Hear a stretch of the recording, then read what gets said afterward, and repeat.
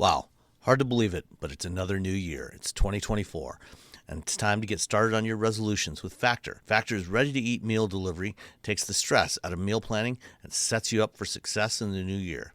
Skip the grocery stores, prep work, and cooking fatigue. Instead, get chef-crafted, dietitian-approved meals delivered right to your door. With over 35 meals to choose from every week, including options like keto, calorie smart, vegan plus, veggie, and more, plus over 55 weekly add-ons, you'll have a ton of nutritious and flavorful options to kickstart your resolution. Forget frantic lunch preps and rushed dinners. Factor's 2-minute meals are your secret weapon in the new year. Fuel up fast with restaurant-quality meals all delivered straight to your door. Factor now offers loads of snack options like breakfast, smoothies, juices, snacks, and more to keep me going no matter what's on the schedule. Skip the overpriced takeout trap. Factor is cheaper and way more delicious than takeout. Get chef-crafted, quality, restaurant-quality meals delivered right to your door. They're ready to heat and eat in just 2 minutes, which means more time for you. Need a special occasion meal? Gourmet Plus is the perfect solution if you're looking for fast, upscale options done easily. When things get hectic, Factor's flexible. Change your order up every week with plans from 4 to 18 meals per week, or pause or reschedule your deliveries anytime, like when you go on vacation. Stress less over meal times in the new year. Factor's no prep, no mess meals, free up time otherwise spent shopping, cooking, and cleanup. In addition to ready-to-eat meals, they have cold-pressed juices, smoothies, energy bites, extra protein, veggie sides, and more to keep me energized during frantic times. Head to factormeals.com/wheelbearings50. That's wheelbearings50, and use code wheelbearings50 to get 50% off. That's code wheelbearings50 at factormeals.com/wheelbearings50 to get 50% off. Coming up on episode 335 of Wheel Bearings, we got the Buick Envista, the Subaru Impreza, Mazda 3 Turbo, the 2025 Chevrolet Equinox with gas, Acura ZDX and Honda Prologue pricing, the Porsche Macan electric, Akio Toyoda still doesn't believe in EVs, the Revoy electric truck assist, and the limits of modified and lifted trucks. All that and more coming up next.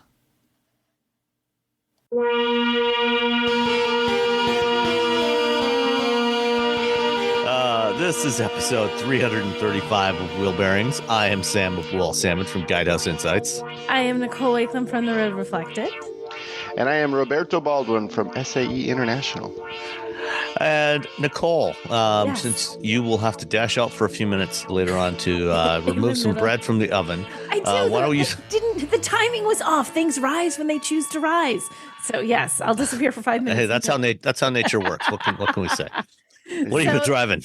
I've been driving the Mazda 3. So it was Mazda CX-50 last week, and it's Mazda 3 this week. So it's apparently all Mazda all the time for me, which is fine. I like Mazdas. I saw another one come in the driveway. It was funny.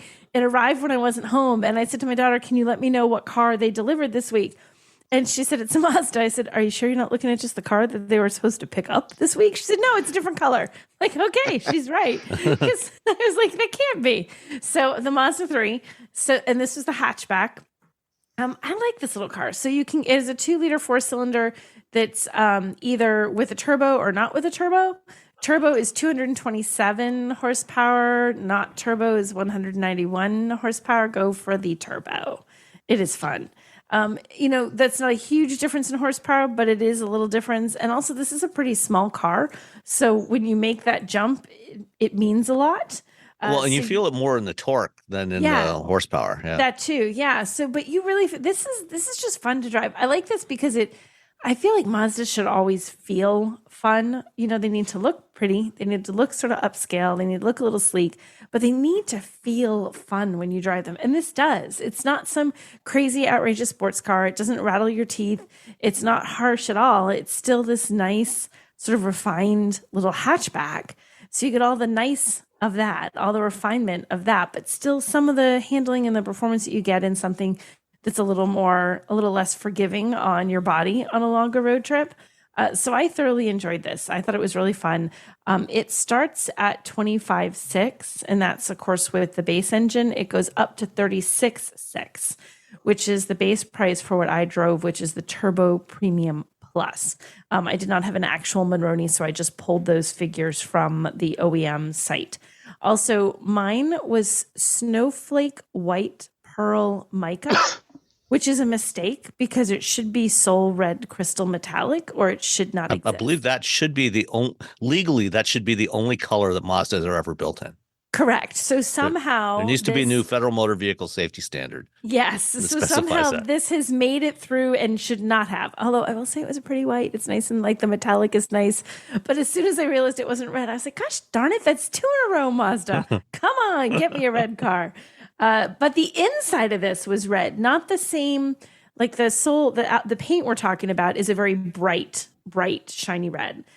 This is the interior. This is more towards the burgundy side. It's a little bit more muted, which I think a bright red on the interior, this would have been a little too hot hatch maybe for this car. Hot hatch. Hot hatch. Having it a more muted red actually works, I think. And it was funny. I noticed it as soon as I sat down, I'm like, oh, this looks really pretty. And my daughter opened up the car and said the same thing. She said it was, she liked it. She was impressed by it. So to impress a 19-year-old with anything, I'm like, oh, it must be good, because she actually just didn't sit down and go, meh. She really liked it. So I thought that was something. It really does look good. And it has, nicely bolstered seats. The front seats are pretty bolstered. They'll hold you in place, but they won't squish you. But they are sort of heavily bolstered. But in terms of the rear seat room, so I had the front seat adjusted for me, and Russ had adjusted the passenger seat for him, which I found out later was as far back as it would allow him to push that seat back for him to have enough leg room. Because when he first sat down, his knees were like on the dashboard. It was so tight. So he could get enough room riding up front. I had plenty of room riding up front. Someone could have sat behind me. I think even Russ could have sat behind me at 6'3", or average height person. But behind Russ, there was like 2 inches of space between the back of his seat and the seat cushion in the rear seats. So you're not putting 2 tall people one behind the other. You can do a tall and a short person, or a short and a tall person, whichever order you choose. But 2 tall people are not sitting one right behind the other in this. It's just not that big. But the plus side to this is a tiny car, but you have a hatchback. You can get this in a sedan too if you do want a sedan. I like the hatch because it gives you a little more cargo versatility. You can fit bigger things in there than you can fit in the trunk. You can fit more bulky things, and once you flip down the seats, you really expand that cargo capacity. I always think hatchbacks are like the perfect car for college kids or kids who are moving from here to here to here. Yes, you might need your buddy in a U-Haul or something for some of it, but when you're in that sort of transient, like I don't live from one spot for very many months at a time, sort of point in your life, hatchbacks are the best because they are great, right? Hatchbacks are the best. Hatchbacks are. You can just actually, I would say they're second best. A station wagon is the best, and then a hatchback. But since we can't actually get station wagons anymore, because we're at anything resembling a reasonable price anyway. Yeah. So hatchback's the best you can do. So I love this. Now the challenge is because this is a Mazda and it's not, it's not a Toyota or something. It's a little bit more premium pricing, but you can get into it to 25.6, which isn't so bad. If you're going for the fanciest one and you're younger and your budget is tight, that 36 is going to be a stretch. But at 25.6, it's not quite so crazy. A little bit more budget friendly. And this has, it just looks exactly like a Mazda should look. It looks upscale. It looks premium. It's comfortable. It's really quiet. I was driving it in a pouring rain. So we have 2 modes for weather in New Hampshire right now for January: blinding rain or blizzard-like snow. It was blinding rain this week. It was like you couldn't see where you're going. Wipers on like fast speed, and you're like still can't see where I'm going. But it was surprisingly quiet. I actually thought other than the fact that I can't really see where I'm going, this is pretty cool. Like this works pretty well. So I like this. I mean, I like the Mazda. I think the only real drawback on the Mazda 3 is in the hatch is that you don't have a huge amount of rear seat room. You're going to have to squish people if they're a little bit taller. Seats 3, really, it's 2. You're never going to want to sit 3 back there. I don't think 3, even smaller or average size adults, are going to fit back there comfortably. But overall, I am positive about the Mazda 3. I enjoyed driving this. Yeah, and I think if you need that little bit of extra room in the back, then you can always step up to the CX-30, which is obviously a little bit taller, but it's the same platform, and gives you a little bit more package space to work with. Right. And if you live somewhere like my daughter, for example, lives in Colorado now. She lives in Denver, and if she's going up into the mountains, having the extra ground clearance you get with the CX-30 can be helpful if you live somewhere where there's a lot of snow. But yeah, I mean, I definitely agree with you. I would go with the CX or with the Mazda 3 every time. Yeah. You know what you're saying about the ground clearance is funny. That's like my single biggest reason for suggesting crossovers to people who are looking for cars for their like college age kids who aren't going to school in some place like Florida.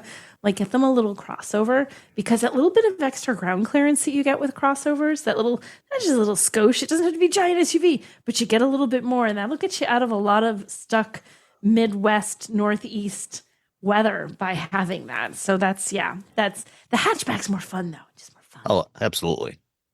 If you just drive fast, you'll just bust through that snow. Yeah, I mean, momentum can be your friend. Keep going. Just keep going. Just never stop. Unless it's like that moment, it's always, you're good until that moment you pull into some place or you're in a neighborhood. You're like, this isn't so bad. And then the plow comes by as you're about to turn. And now your road has a 3-foot snowbank on it that you have to cross. You're like, well, how do I get through that now? You got to back up and just slam on the ram it. Just ram it. Well, what I do, when I'm clearing the snow out of my driveway, because the plows always come from the same direction. So what I do is, I clear the driveway, and then I go along the side of the lawn in the direction that the plows are coming from, and I clear a part of the street, and just blow that into the lawn, so that when they do come by and they plow across the edge of my driveway, it's a much lower berm. Yes, that works. Yeah. We do the same thing, because the way they come up, basically I make a notch. Right, you make a little notch, so then they're pushing less, and then it is not quite as bad. That's totally like pro move there, Sam. I approve. This is what happens when you grow up living someplace where we have actual winters all the time, your whole life. These are the tricks. You learn those things. But the other thing you get with the turbo is all-wheel drive. Mm-hmm. I mean, you can get all-wheel drive with the naturally aspirated engine, but the turbo only comes with all-wheel drive. Yes, which means that you don't have that problem that the last Mazda 3 with a turbo, the Mazda Speed 3 of the early 2010s had, which is hellacious torque steer. With the Mazda Speed 3, you had to prepare before you step on the gas. You had to prepare and steer in the opposite direction. Otherwise you were going to be changing lanes. They were a lot of fun to drive, but that torque steer could get you if you're not prepared for it. It'll get you every time. I think that's why Bev Braga, she called her Mazda 3 Demon. Oh, did she really call it Demon? That's cute. All right. Anything else on the Mazda? Not Mazda Speed. There's no more Mazda Speeds. Just the Mazda 3 Turbo 2.5 Turbo Premium Plus. No, that's about it. All right. 3.5 Premium Plus. Robbie, what about you? So this week I drove a Subaru. I drove the Subaru Impreza, the RS. This is, I guess, the top of the 3 trim levels. They're available in the Subaru. Instead of the base model 2-liter motor, you get a 2.5 liter. Ooh, you get an extra 0.5 liters. You also get some extra horsepower. You get like 30 extra horsepower. You get about 25 extra torques. So, going from 152 horsepower to 182, and then 145 pound of torque to 178. Well, that was bad math. That wasn't even close to the math. Correct. I was looking at, I think I looked at the horsepower and then I looked at the torque. That's what happened. Anywho, it's faster. You know what? I really like the Mazda, or not the Mazda. I like the Mazda 3 as well. I like the Impreza a lot because it's value. Just think of the value. So the base price for this vehicle is $23,000. With that, you get all-wheel drive. You get, and that is probably the cheapest all-wheel drive vehicle you can get in America. And the interiors of Subaru are nothing ever special, but they're exactly what you need. Like everything's where it's supposed to be. There's a lot of buttons. Even with the giant, portrait screen that they have in there, they still have buttons for the temperature. They still have a knob for the volume. There's still buttons on the steering wheel for doing things. You just get in. There's physical buttons for the heat seaters, low, high. It's a little rocker. It's in the center console, low, high. That's it. That's all you need. You just get in, you're like, oh, I'm cold. Boom. You don't have to go searching for anything. You don't have to open up a thing. This is definitely for people. They're like, you know what? People are probably going to be in Vermont driving this around, where I'm Of course assume they are. Or legally, or Oregon, or they're going to be up in the mountains where it's going to be cold. There's a reason why these people bought this vehicle. Their butts are going to be cold. That's all. Or they're going to be sore. And they're probably going to be wearing gloves. And they're probably going to be wearing gloves. They don't need to. The version I have, it has wireless CarPlay, so you can just. That's nice. It has a charger, a wireless charger, but it has an on-off switch for it, which I really like, because sometimes my phone isn't there, and I need to put other things there, because I'm charging my phone with a wire, because that works better. Because I'm in a hurry to charge my phone.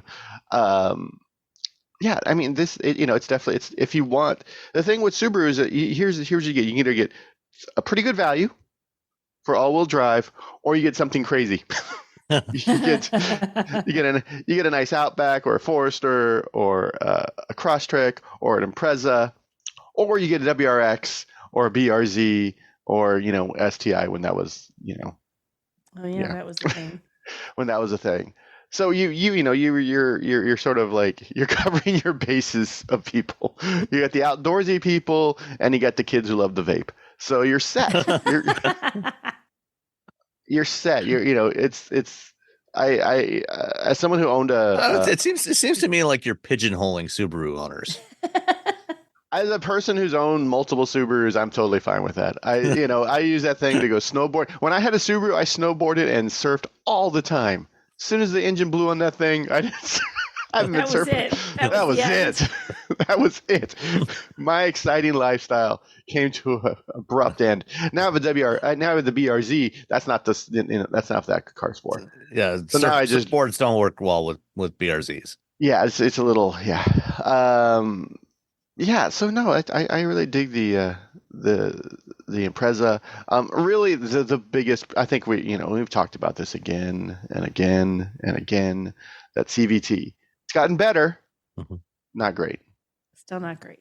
Still not great. It'd be great if it was you could get a manual transmission, but no one was buying those. So there you go. I did on Blue Sky. I did say really, if you just left this vehicle exactly how it is, and just threw a battery pack and electric motors on it, it would be the best.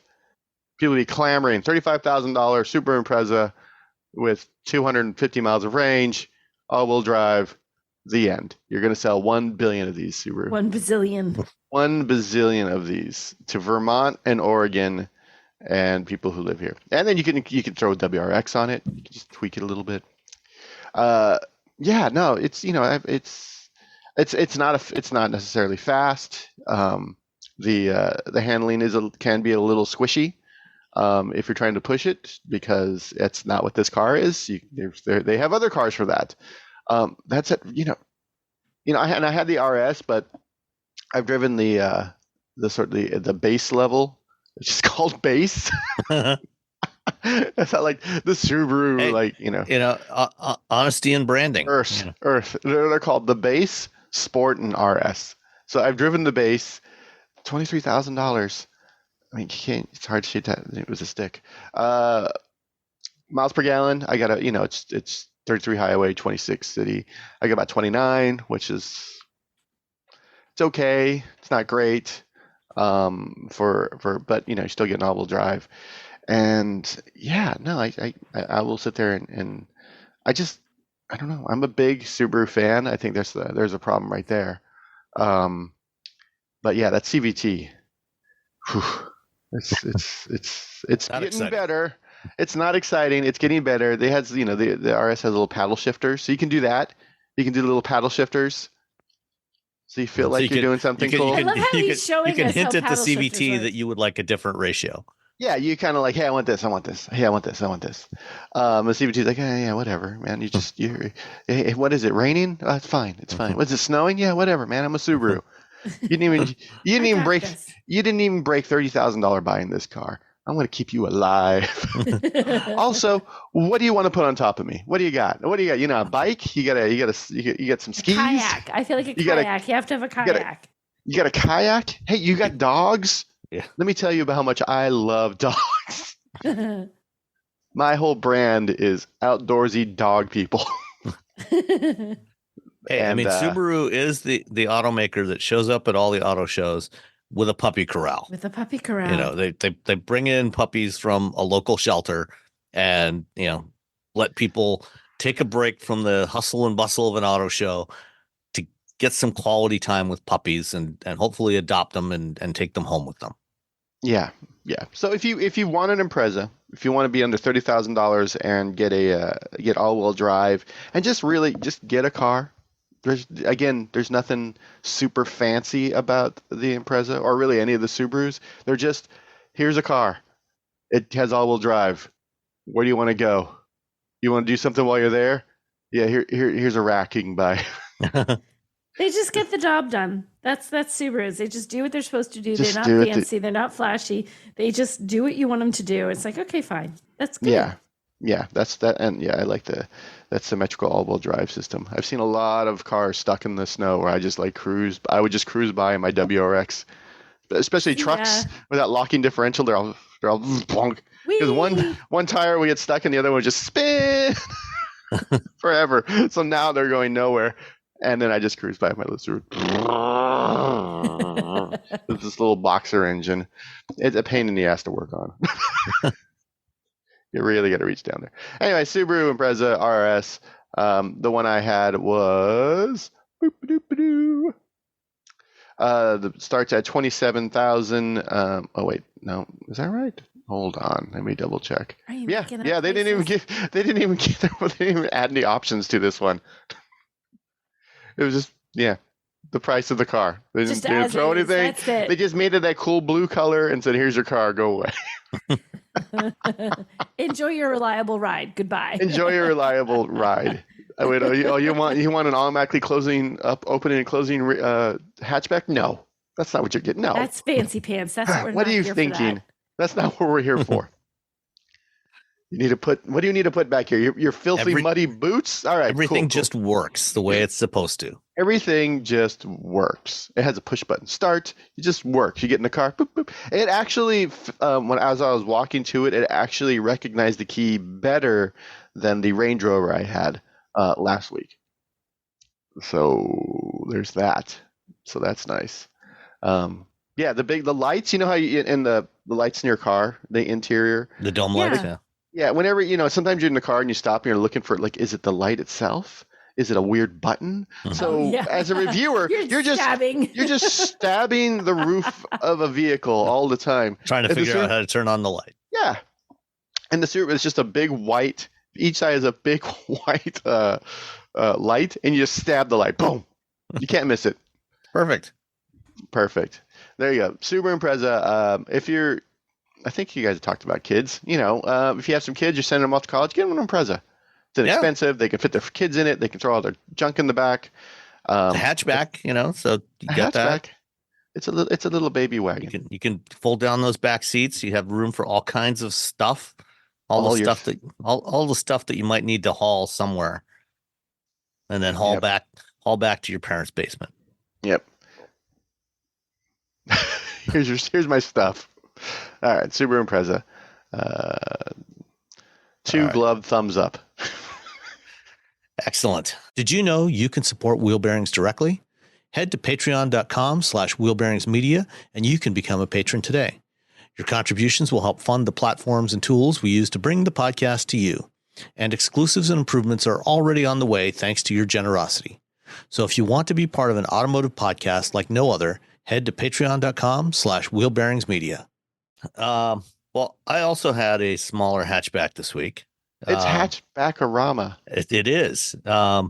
Mine is technically a crossover, but it's a compact hatchback, that happens to sit slightly higher. So it's more probably it. I would say it kind of falls somewhere in between a Mazda 3 and a Mazda CX-30 in terms of form factor, because this is the Buick Envista.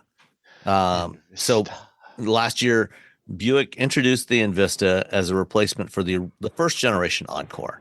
Because they launched the Encore probably almost 10 years ago now as a compact crossover, and it was more the traditional upright sort of boxy crossover.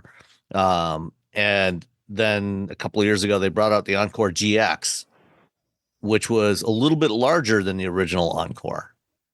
And then last year, they brought out the Envista to replace the original Encore.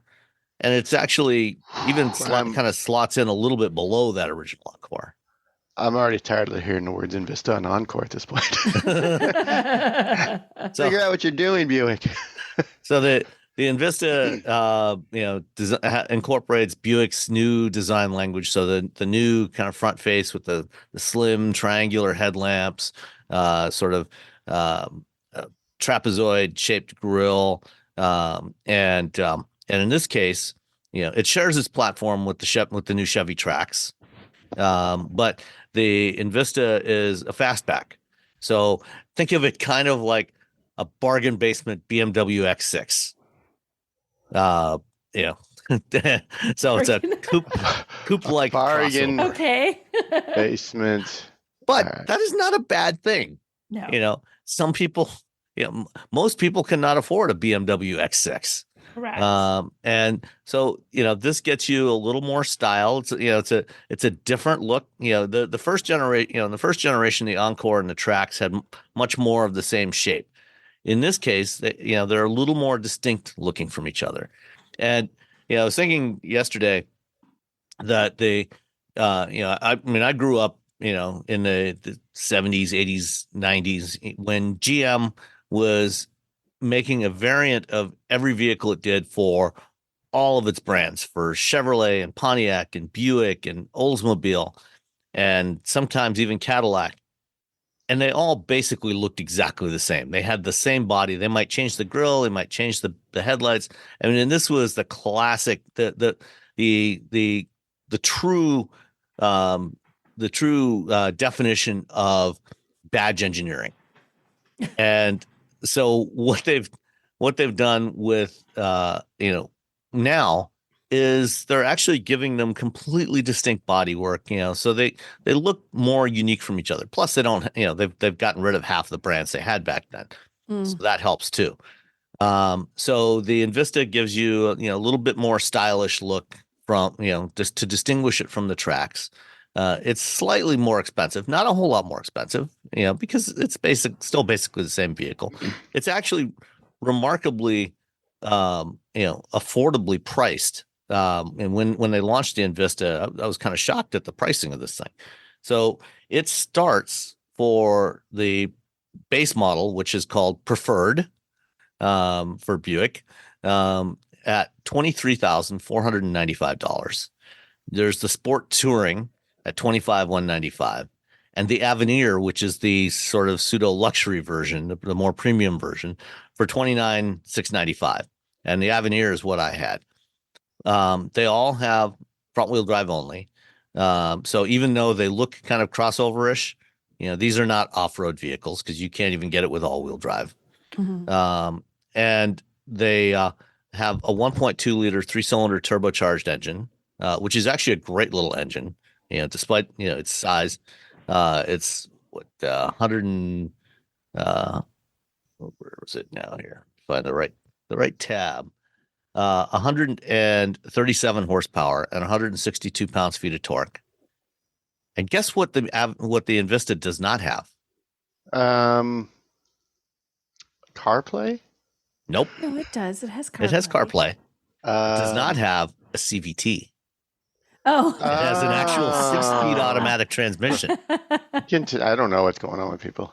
All right. It has but it's not all-wheel drive, so who cares? Not all-wheel drive. Like, I love the Envista. That would be my deal breaker up here, though. Because it Yeah, doesn't have and all-wheel depending drive. on where you live, it may not be the best choice for you. If you need all-wheel drive, you can step up to the Encore GX, which I believe is offered with all-wheel drive. It's slightly larger, slightly, a little bit more expensive. But for under 30 grand, for this thing, if you want something that has a fairly stylish premium look to it, It looks like a kitty cat sleeping. It's like kitty cat, like kind a of, little yeah, ball. yeah, Like kitty cats, they like sit there and they get their little ball and they just sit there and their eyes are mostly closed and they're watching you. yeah, It's kitty cat sleeping design. yeah, kind of like that. The interior, is completely distinct also from the tracks, and Buick's got their own kind of way they're doing their dashboards now. So where the Chevys all have this sort of overlapping, two display overlapping system on all their new designs, where the instrument cluster is just slightly closer to you, and then the infotainment screen is tilted slightly towards the driver, but overlaps just behind the instrument cluster display. The Buicks are going with a single curved piece of glass with two displays in there. So they have the same displays. It's the same infotainment system, which is fine because it's a good one. It works. It's not the Android automotive based system. It's a little bit cheaper QNX based system, but it's got the same kind of user interface that you find on the more expensive Android based systems. But you can't download apps to it. But it does have support for Android Auto and Apple CarPlay, both wireless, so you don't have to plug in. In the Avenir, there's a wireless charging pad, and there's also USB-A and USB-C ports. The back seat is reasonably roomy. In fact, arguably, probably even a little bit roomier than the Mazda 3. I think it is. Yeah, I think it is. I think it's a little bit Just bigger. eyeballing it, it seems like it's got a little bit more room. You get 20 feet of cargo space behind but in the way back behind the seats, and you can fold it down, and you get like 46 cubic feet with the rear seats folded down flat. So for somebody that's looking for a relatively affordable entry level vehicle, that's fairly stylish looking, and drives reasonably well, 137 horsepower. It's not a sports car, but it's more than adequate. I've had no issues at all accelerating to merge into freeway traffic, that sort of thing. It's a great daily driver, and it's got that extra ground clearance, even though it's front wheel drive, no all wheel drive, but you can put on some winter snow tires. Yeah, get some winter tires, and you're better off anyway. So I think that this is a really good option for people that want something a little bit different. That certainly, I don't think that there's anything else in this under $30,000 category that looks quite like this. Off the top of my head, I can't think of anything else that's got this kind of shape. Typically when you get into these coupe crossovers, they're generally much more expensive. The Avenir, it doesn't look quite as premium as a Mazda, as a $30,000 Mazda 3. True. But it's fine. It still looks nice. It doesn't look cheap. It's got buttons. It's got soft touch materials, and it has buttons. It has buttons for all your climate control, volume, physical controls. This is something that GM is doing, is sticking with the physical controls for that stuff that you use all the time for volume and climate controls. Got physical controls there, so that's a good thing. The one that I drove, I'm still driving, all in, including the $795 advanced safety package, which gets you rear cross traffic alert, heated outside mirrors, power adjustable driver's seat, auto dimming mirror, manual folding mirrors with turn signal indicators, lane change alert, blind spot monitoring, and adaptive cruise control. You got radar adaptive cruise control for all that for $795. One other thing it is missing because of the very sloped back rear glass. There is no rear wiper It's kind of a bummer. Like today, I went to the bakery this morning to grab a loaf of bread and a sandwich, and it was kind of snowing, slushy, wet snow, and would have liked to have had a wiper on there to just keep that clear. But other than that, it's good stuff. $30,490. It's EPA rated at 28 city, 32 highway, 30 combined. I've been getting about 28. But also, the weather's been and the road conditions have been pretty crappy around here this week. So, that's to be expected. It's going to be a little bit lower, but in good weather, you'll probably be able to get 31, 32 in typical driving. The move to remove rear wipers from things where they're like, well, it's got a good, aerodynamics. It's gonna push whatever's on there. It's gonna get rid of it. I'm like, yeah, but you got to be doing like 70, 80 miles an hour for that to happen.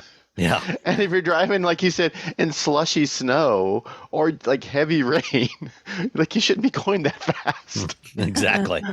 You're like, yeah, it'll if in the wind tunnel, it was great. It got rid of it, like outstanding. Added a few extra points. Took off a few points of drag, and that's that was the goal. That was I know it reduces some drag, but also, I would like to be able to see. But you know what? What's growing going up, on behind them? We didn't have rear wipers on cars when I was growing up, and we lived with it. We survived. Most of you did. Not everyone. By and large, we survived. Do we really care what's behind us? That's true. Just look forward. Yeah. I don't think people who should care what's behind you are motorcycle riders because you can't trust people. So that's the Buick Envista Avenir. Yeah, that's Buick's premium trim level that they've been doing for the last several years. All right. Whisper into the wind. Yeah. Let's stick with some new stuff from General Motors. This week, GM showed off the 2025 Chevrolet Equinox. Now, this is not the Chevrolet Equinox EV, which we already saw, a year and a half ago, I think, when they first showed it. And this is a completely different vehicle. Same nameplate, completely different vehicle in so many ways. It seems like, one of the things that Chevrolet is doing when at the presentation of this thing, the backgrounder for this thing, one of the designers talked about, GM or for Chevrolet having this spectrum of design from velocity at one end to strength at the other end. And having different design languages across that spectrum. This sounds like something you put on the wall of the Cobra Kai dojo. Velocity, strength. So, at the velocity end, it's more for the car-like vehicles. They have round wheel arches, circular wheel arches, so things like Corvette, Camaro, Equinox EV, they all have round wheel arches. And strength, it's more, hunkered down, broad-shouldered, more squared off wheel arches, not quite as square as Chevy pickup truck wheel arches were back in the 1970s and 80s, when they were like literally square, but they're still kind of squared off. They kind of have rounded corners on them. And so, they're kind of splitting, their vehicles, across these two ends of the spectrum. And kind of like Ford did when they redesigned the Escape a few years ago. They split it, into two vehicles. And they made the Escape more car-like than before, and then they created the Bronco Sport as the more rugged off-roady vehicle. And so here, the Equinox EV is going a little more car-like. It's a little bit longer, a little sleeker looking, and the Equinox, the gas Equinox, is the more rugged version,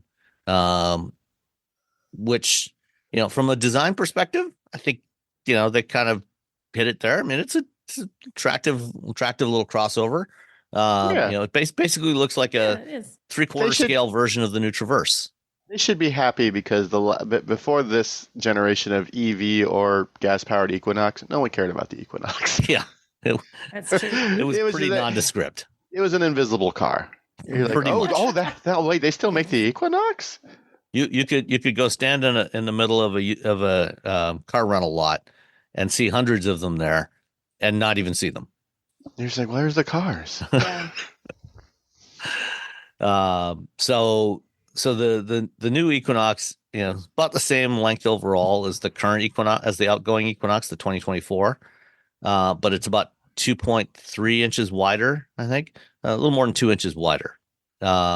And like I said, it's got this more rugged looking off-roady appearance to it. And they've added the active trim level to it. So you've got LT, it's the base model, RS is the more premium model, and the active in the middle is the more off-roady, at least off-road appearance. Because unlike the Bronco Sport, which actually has a completely different all-wheel drive system from the Escape, and is really designed, it's got things to make it more useful off-road.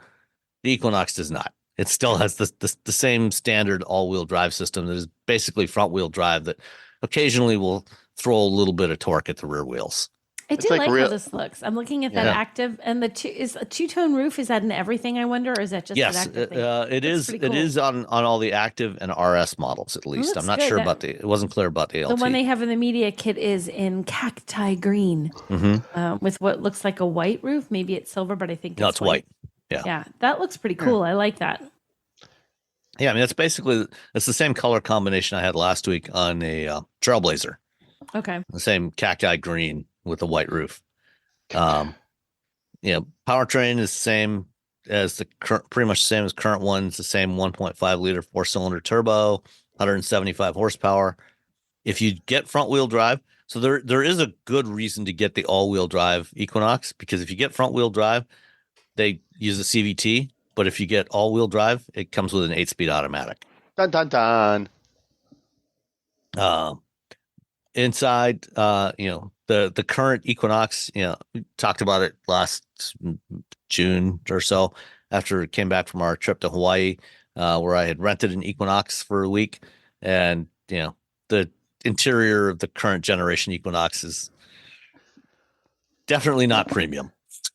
It feels kind of cheap. You have the when you get a rental car, you're getting the cheapest version of that car they could find. Yeah, true. Right. The most stripped down version possible that actually. Like, how can we maximize our profit on this vehicle? Does it need to have wheels? Yeah. Have to have it probably. Do they need air conditioner? Do they need climate controls? How about do they need a stereo? I guess they do. Yeah. So the Equinox, the new Equinox interior looks much nicer.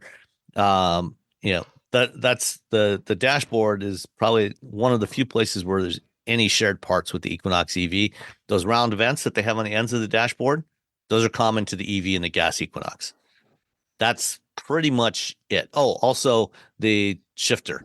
They moved the shifter for the transmission from the console. It's now column shift, and it's the same one you find on GM's new EVs, where it's park, reverse, neutral, drive, just with a tap of the stock on the steering column.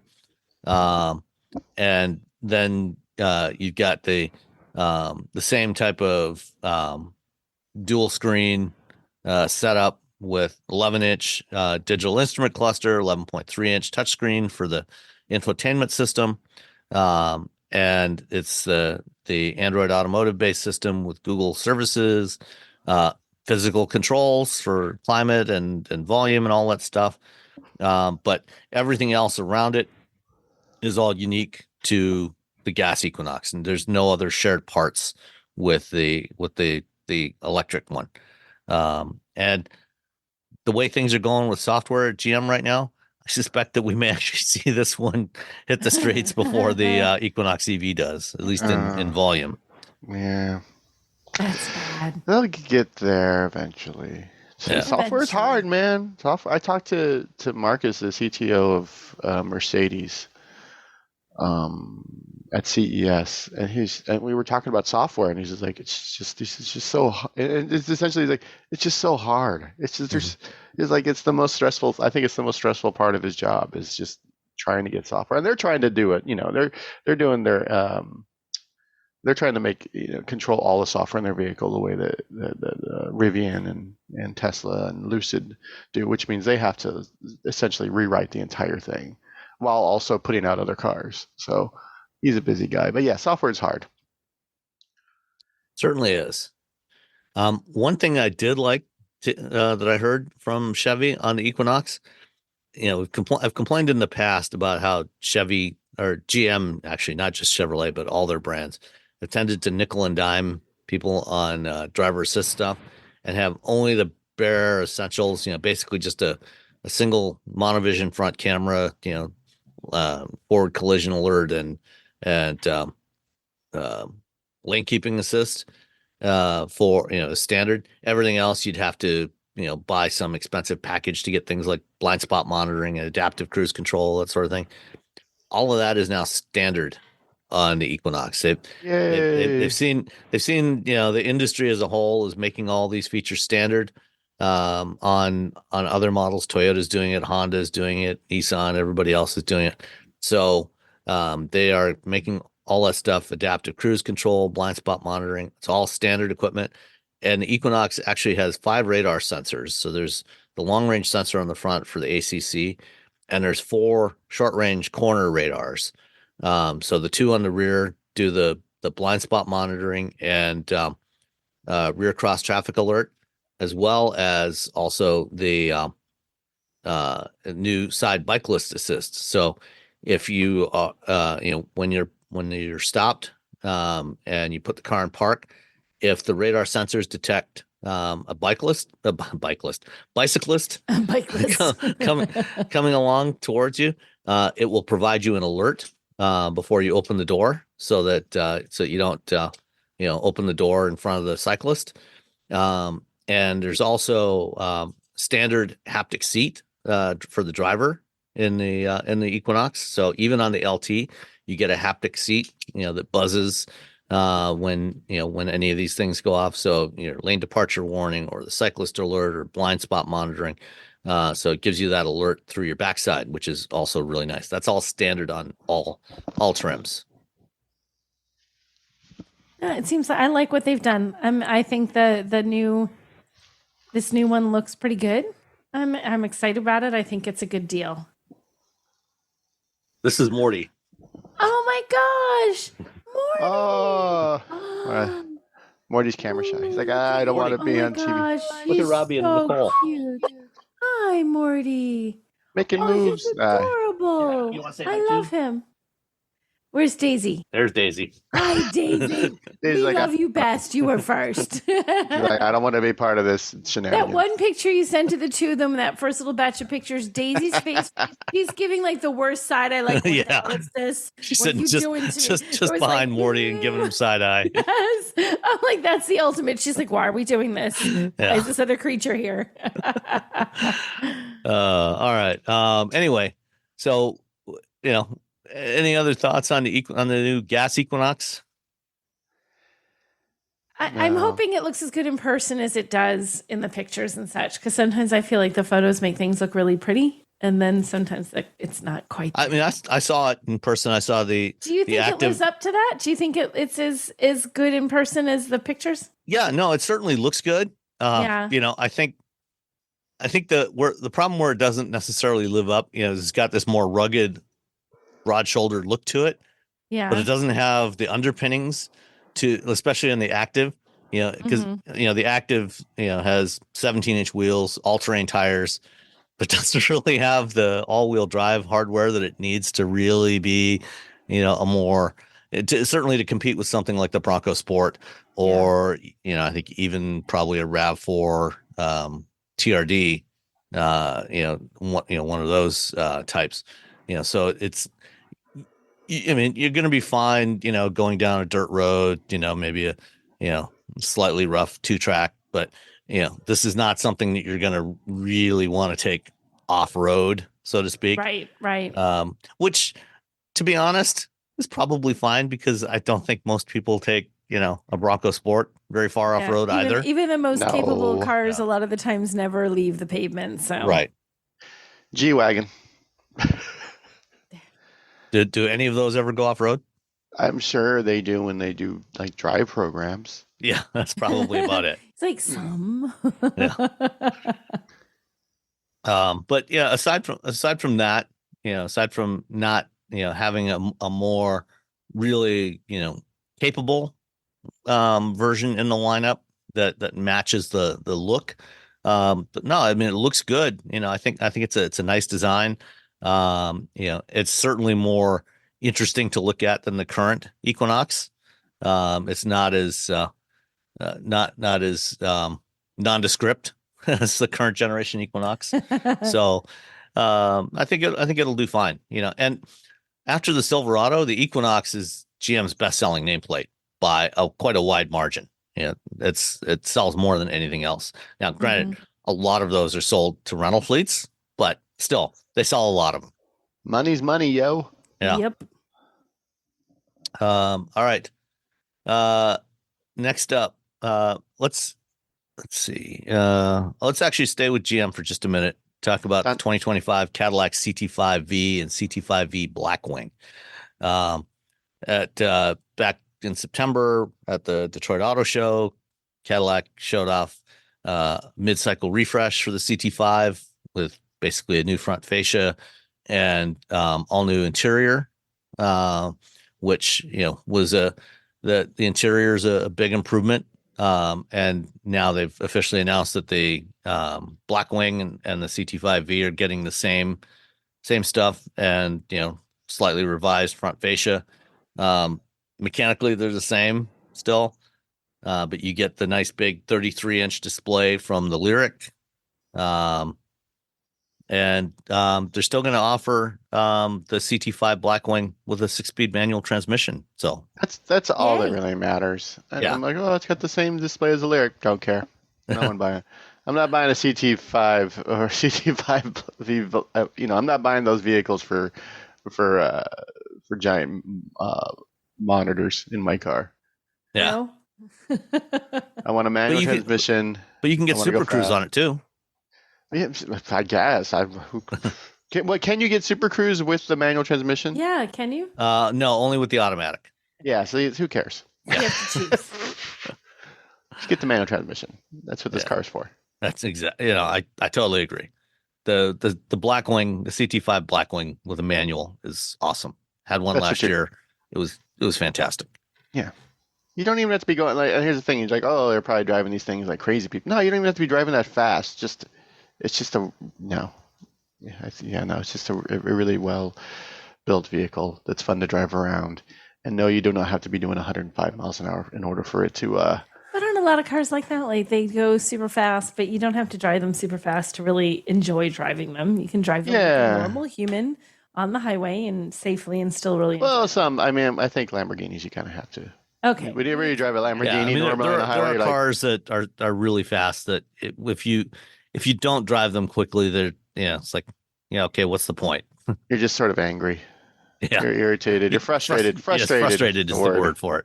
Yeah, you're sort of frustrated, but not the CT5. No, it's nice. It's a nice car. Good job. Get the manual. If you're getting the automatic, I don't know, just get something else. Yeah. Just go with the regular CT5V or just even a standard Yeah. CT5 if you're going to get an automatic. Yeah, don't, just don't need even this- bother with the Blackwing. You don't need the V or the Blackwing. Yeah. You're fine. Enjoy your car. Okay, a couple more vehicles that are being built by General Motors, but are not being sold by General Motors or badged with any GM badges. You Are don't need no also stinking badges. Sorry, you really just set me up for that. are coming up. That's the Acura ZDX and the Honda Prologue. And sounds like, Honda hasn't officially said anything because they've never officially given an actual on sale date for these two cars, but they, previously they've said the Prologue would be on sale early in 2024. And, at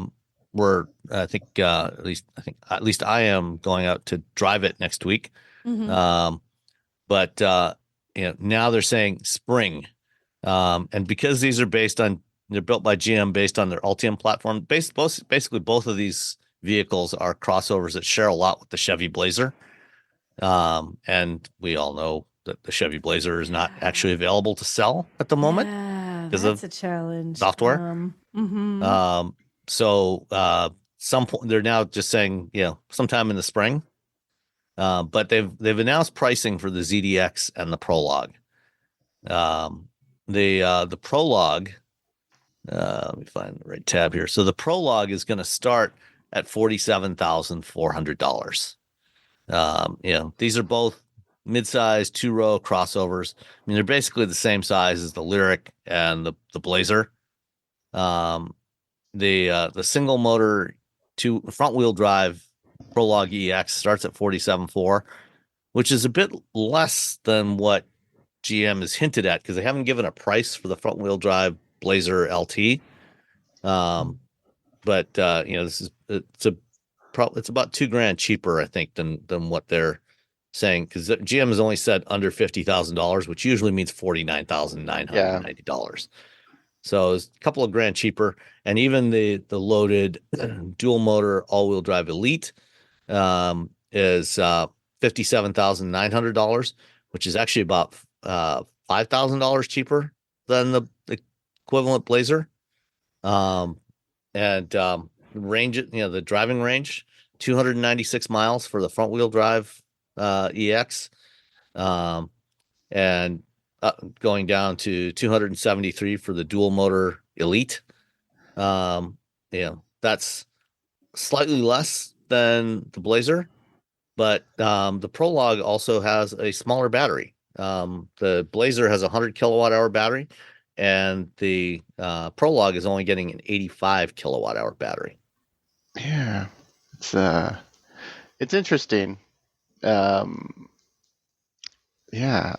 be. I'm very interested to see how this vehicle plays out because it's a one and done with this partnership.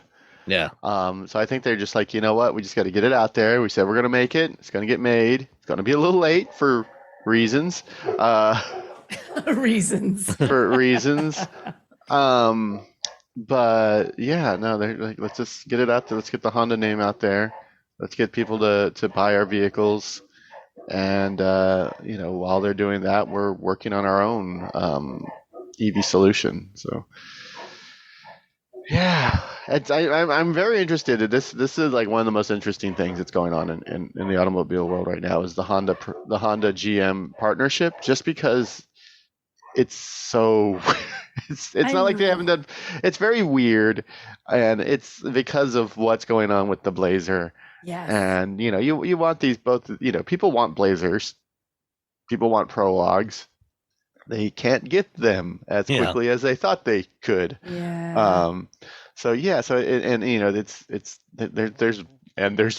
reason. Well, it's funny. I was thinking about this yesterday. This partnership between Honda and GM, and this relationship actually goes back to the mid 1990s. When back in the mid 90s, Honda didn't have any SUVs in their lineup. They only had cars, and they decided they needed to get into the SUV segment. And so at the time, they did a partnership with Isuzu, which at the time was also controlled by GM. GM had a controlling interest in Isuzu back in those days. And so they literally rebadged the the Isuzu Rodeo as the first generation Honda Passport. They changed nothing except the badges. It's interesting. I remember reading articles about this, and people felt they trusted Honda's name more than Isuzu's, even though they were the exact same car. So the Honda sold better than the Isuzu, even though the only difference was a badge. Yeah. And there was also an Acura. I forget what they called the Acura, but it was a rebadged version of the Isuzu Trooper. And when Honda gets into these new market segments, they have a history of working with other companies like GM to get a first product out there, and that's what they're doing here for Acura and Honda, doing the first couple of electric crossovers based on the GM Ultium platform, and they're I guess sounds like they're going to try and launch their first in-house EV for North America by the end of 2025. And they're not, not saying specifics about what it is yet, but either by the end of 2025 or early 26, they're going to start production of EVs based on their new generation Honda EV platform. Yeah. Styling wise, what do you think of the Prologue versus the Blazer? I like the way the Prologue looks more than the Blazer, but that's just me. I think I'm like one of the few people who really likes the new design direction of Honda. I think everyone else finds it boring. So I'm just a weirdo, is what it comes down to. Because I'm like, oh, I like the new Accords, and everyone's like, what's wrong with you? I do actually like the new Accord. I'm right there with you, Robbie. I like the new Accord, and I also like how the Prologue looks. I mean, I think it looks good. I like the styling on this. And it's clean. It's not. It can, like, especially once you get past once you get to the A pillar, it's just boring. Boop doop doo. But the front, I like the front. I say, like, all the way, like, right to there. You're right. It's like, oh, that's interesting. Then whoop. It's just, I mean, it could literally be any crossover from any manufacturer, any vehicle. Yeah. So I don't know. I mean, it's a clean, inoffensive design. Yeah. And I think that I agree. I think that'll appeal to a lot of people. Yeah, especially I think some of the EV stuff, like sometimes people are like, oh, yeah, it's got to look like the future, and that's great for me. But I'm such an edge case when it comes to this stuff. So you don't really want to be marketing cars to me or to us. You want to be marketing cars to regular people. And I think a lot of people just I don't want a space car. I want a regular car. I want a regular car that happens to be an EV. I think making them look too much like, as Robbie has said, the space car makes you that much more nervous about them. You kind of want a car that looks like a car, especially when you're moving to an EV. I just want it to look like a vehicle that I know and trust. Like the vehicles I already get and I already know and I understand. It's different enough moving to an EV. Let's not make it look like a spaceship. Let's just make it look like a car. Yeah. Space car. I do. You know what I do appreciate is that Honda put a little table in their press release that shows like the trim, the drive, the cost, the range, everything, and a table instead of writing it all out in like a word salad paragraph. More tables, everybody. More tables. More really tables handy. are good. More tables. More bullet points. You don't need to write. I don't need to read Homer's Odyssey. I just need the bullet points and the table. That's all I need. I understand you love your car. It's state of the art. It's the next generation, the best blah blah blah, which everyone puts in their car. But really, just first ever. Don't forget first ever. First ever something. New. Yeah. Industry lead. What is it? Segment leading or segment leading. Segment leading. That's industry. a big one. Yeah. Segment leading. Best industry leading. Best in class. Best in class. We know all your lingo, people. You must be fully buzzword compliant if you're going to work in automotive PR. Best in class Sirius XM satellite radio. Do you either of you use Sirius XM satellite radio like on your personal cars? No. No. I listen when it's on an OEM car. I play around with it sometimes. You just listen to 80s, don't you? I listen to 80s on 8. I go like it's like what 80s on 8, 90s on 9. I like there's like 5 or 6 stations. I'm like those 5 and then back again, and I just 70s on 7. I find one until I find one. Yeah, I cycle through. But yeah, but I would not subscribe to that on my own because I just listen to Spotify. Yeah, I mean, sometimes when I'm in the car going somewhere with my wife, and if there's none of the lists in pocket, nothing in my Pocket Cast account that she wants to listen to, she will she'll put on Sirius XM and put on some station, but that's it. We've had it. The last couple of cars that we've bought. You get the complimentary subscription for like 3 months, and when at the end of that, it's like, no, I'm not paying. We had that. We didn't even need to listen to it when we had it for free. Yeah, just ignored it. It was either, we have Apple Music and Spotify or like NPR. That's it. That's all. Mm-hmm. I just noticed that there's a typo in this Honda press release for the Prologue. Uh-oh. It's Oh, no. it has wireless Apple CarPlay and Android Auto compatibility. Oh no! Andrea, the new Andriod Auto. Is that the latest iteration? Yeah. Andriod. Oh, we have to And email you know, Chris. 1,000 people read through this and checked this, and they Oh, all no. auto-corrected that. I know, in their and heads. I've looked at this release like 3 or 4 times in the last several days. Oh, it's in the And bullets. yeah, Andriod Auto. Andriod Auto. it happens. It happens to all of us. It does. It Yeah. happens to everybody. So Most people wouldn't notice. I was at an event and someone had doing a PowerPoint and there was a word misspelled and I couldn't listen to anything that person said. All I saw was the misspelled word. But that's like my job. That's our job is to like always Is be to on the notice lookout. that stuff, right? Yeah. So I think most people are just like, whatever, misspelled cow, whatever. I don't care. So the Prologue is definitely not as in your face from a design perspective as the Blazer. But then there's the Acura ZDX, which is also on this same platform. And I think the ZDX is a little more More bold. party. Yeah, it's a little more bold looking. This is the party car. Yeah. Ooh, ooh. And the ZDX has the larger 100 kilowatt hour battery that's in the Blazer.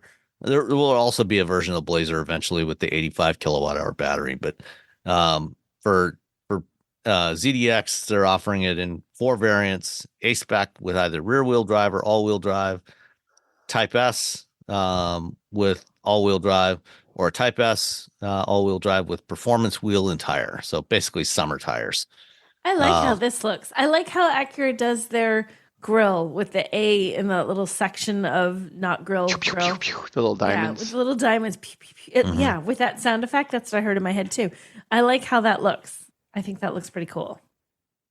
Yeah, it's a little more unique. It's not as nondescript as the Prologue. Yeah, It's this is not the as one for people who nondescript as the want to be Prologue. noticed. But Yeah. it's also not too spaceshipy. Right. Nice, happy medium. It charges faster too. The Prologue does 150. This one does 190. Yeah, because the larger battery allows them to do that.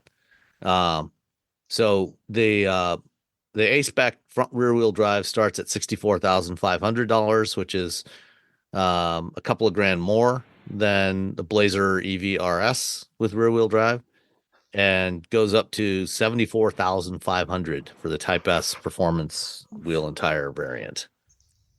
That's a lot of money. It's a lot of money. Kind of a lot of monies.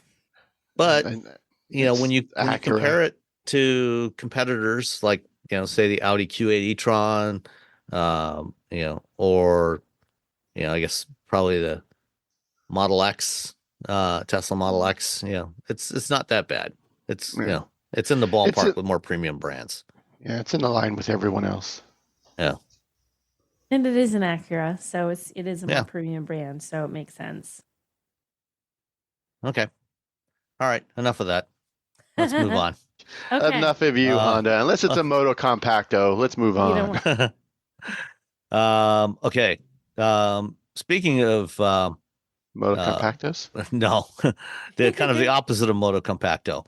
Remember a few weeks ago we talked about a Dodge dealer that had accepted an order from somebody in the U.S. military for a Demon 170, one of the last call Demon 170s, and then at the last minute decided to sell it to somebody else to make a big profit on it. What?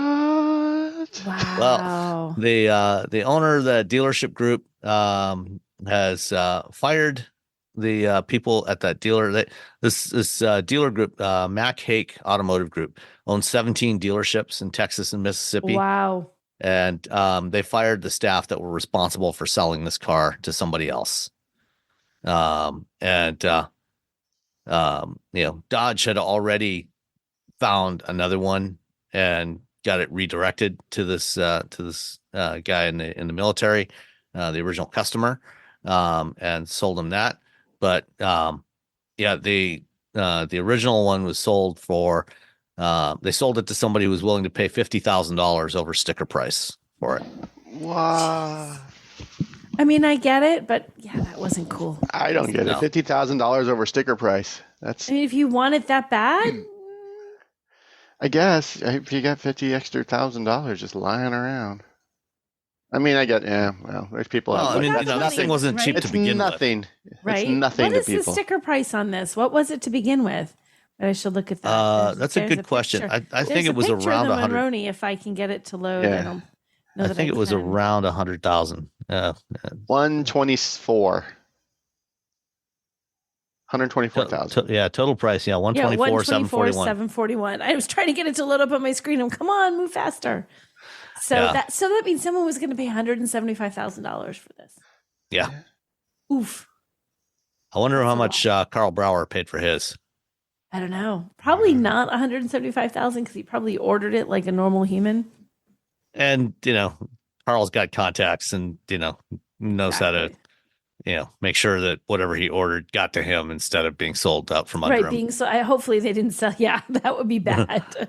Well, he already got hit. I think he took delivery of his last week. He's, he posted photos of it. Carl is a friend of ours that he works for IC Cars. IC Cars. And he's a juror with us on North American Car Utility of the Year. And he's owned a number of very pricey cars. He had the previous Dodge Demon, the original Dodge Demon, Challenger Demon from a few years ago. And he also had a Ford GT. Actually, he had two Ford GTs. He had the 2005 and he sold that and bought a 2018. And he's since sold both the Demon, that Demon and the GT, and bought this Demon 170 that he just got delivery of last week, a purple one. His latest toy. Yeah. So anyway, I mean, if you work for a dealership, have a heart. Don't do this kind of thing. And then this is the same week where they're like 8,000 dealerships write an email to the president about the EPA and EVs are going too quickly, which, by the way, that whenever I see those numbers, 5,000, it's not 5,000 dealerships. It's probably more around, I don't know, 500, 700, because it's all like dealership networks. Yeah. Like if you scroll through that list, it's like the same, like Bill Smith Honda, Bill Smith Ford, Bill Smith Toyota, Bill Smith, these people. There's not that many dealerships left that are just one single standalone dealer. Like, AutoNation owns, I think something like 300 or 400 stores, from all franchises from all different brands, same. There's a bunch of others, that own multiple hundreds of outlets, so, one company, AutoNation, could, sign that and put down every single one of their dealerships that they own. Yeah. And that's a huge number. Yeah. So I mean, this one, Mac Haik, he owns 17 dealers. Yeah. 17 dealers. So and really this became an issue because people found out. Yeah. That's it. That's the only reason. If the people hadn't found out, I don't think they would have done anything. Yeah.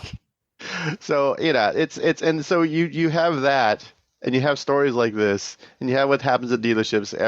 No one I know has ever had an outstanding experience at a dealership. And then they're like, hey, woe is us. And everyone, no, we don't know. We've all been burned by you. And now you want us to feel bad for you? Yeah. Yeah. You've treated us all poorly. You are Lucy with the football. Yes. Lucy with the football. Excellent. Perfect description. Yeah. All right. Let's move on from Lucy with the football to Porsche, the new Macan Electric, which debuted this week. So this is the second generation Macan. The Macan had been Porsche's most affordable vehicle, with a starting price around $60,000. It's no longer their most affordable vehicle, and it's now only available as an EV. What do you think of the new Macan Electric? I can dig it. I like the purple one. I don't know why they even showed it. I don't know. It's like a lightish kind of purple. I don't know why they showed off the white one. Just who cares about the white? Just should give everyone the purple one and let's be done with it. The purple is pretty cool. Right? Just give us all the purple one. And I like the idea that Porsche is like, all right, enough of this whole like like mine. I have the Kona and then there's the Kona Electric. And Porsche's like, yeah, we're not doing that anymore. Here's the car. People are going to miss not having a not electric version of this? They can get a Cayenne. Yeah. I mean, there's still, non-electric alternatives to this. Yeah. Macan was a great that's a great value though. You get Porsche quality at the least less expensive price, and the thing drove great. So and based on driving the Taycan, I don't see why this wouldn't continue to just be an outstandingly engineered EV. Yeah, I think that's the expectation. I can't see this being a fumble. I'd imagine it's going to be quite good. Yeah, and this is the first product off the new PPE platform that Porsche and Audi have been developing together. So, Porsche did the was it J1, I think is the platform they used for the Taycan, and then Audi borrowed it for the e-tron GT. But then the two brands worked together to develop this next generation platform. So it's an 800 volt architecture like the Taycan platform. But they've done a lot of optimization, to improve efficiency and everything, and try to take some cost out of it. And so the Macan is the first product off of this. There's going to be a bunch of vehicles using this architecture. PPE is premium performance electric. Okay, but you know what? You hear PPE, and after 2020, all I can think of is personal protective equipment. You said PPE, and I had that moment of like, did he just misspeak? Did he mean that? Oh, no, he meant that. It means two different things. So, I feel like it's an unfortunate choice. Yeah. Well, I mean, they started on this, before 2020. So, yes, but change the name, guys. You can do that. It's Germany, What are you gonna do? They're like, we will not change the name. This is our name. We want it. Yeah. Okay. All right. And the next vehicle that's coming off of this is the Audi Q6 e-tron. So they're going to have a similar sort of mid-sized electric crossover that's coming off this, and there's going to be a bunch of new models, a bunch of other models, some sedans and other stuff that is all built on this same platform. In the case of the Macan, it will have initially two variants, the Macan 4 and the Macan Turbo, because turbo on an EV. Turbo. Why not? The Macan 4, 382 horsepower, and overboost up to 402 horsepower. The Turbo 576 with overboost up to 630 horsepower. So this should be a reasonably quick vehicle. This should be quick, and it charges at 270. Yeah. 270 kilowatts.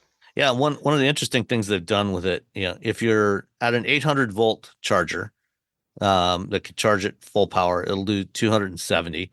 But it's also got a switch built into it, so that if you're using a 400 volt charger, it basically treats two halves of the battery like two separate batteries and charges each one at 400 volts. Whereas some other vehicles, like the Hyundai eGMP vehicles, actually have to use a voltage booster if you're hooked up to a 400 volt charger to get it to boost it up to 800 volts to be able to charge at something.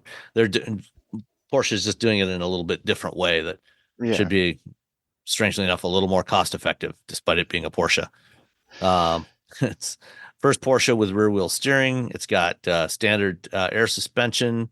Like the Taycan, it's got a two-stage single speed so that's different. Two-stage single speed, which is, I think, different from the Taycan, which actually uses a two-speed transmission on the rear axle. Yeah.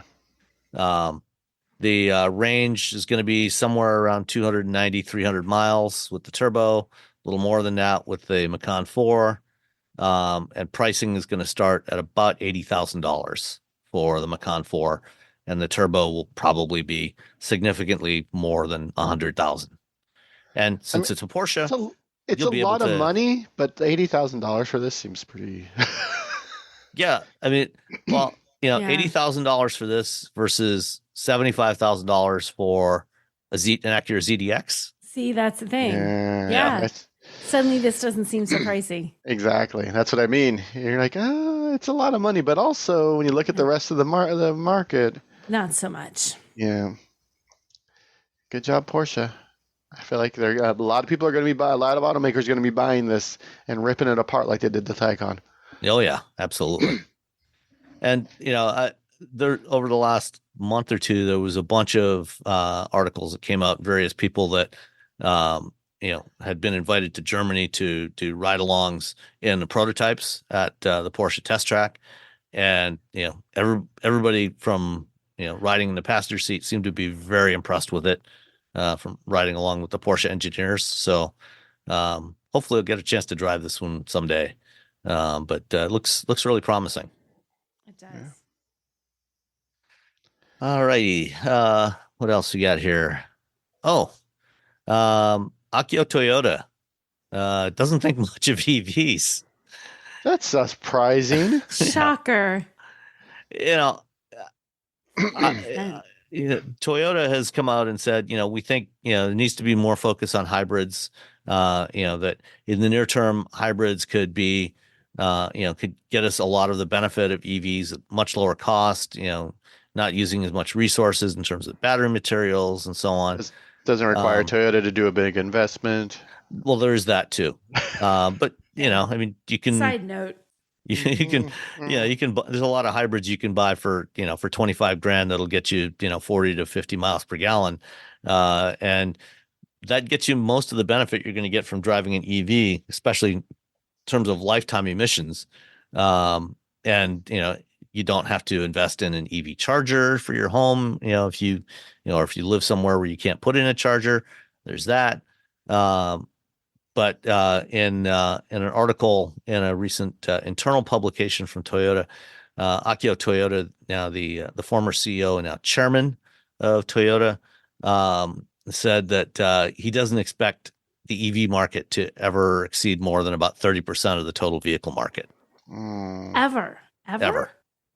And for reference, but that's on brand for him. So yeah, for reference, EVs already account for like 45% of the Chinese market and like 27% of the European market.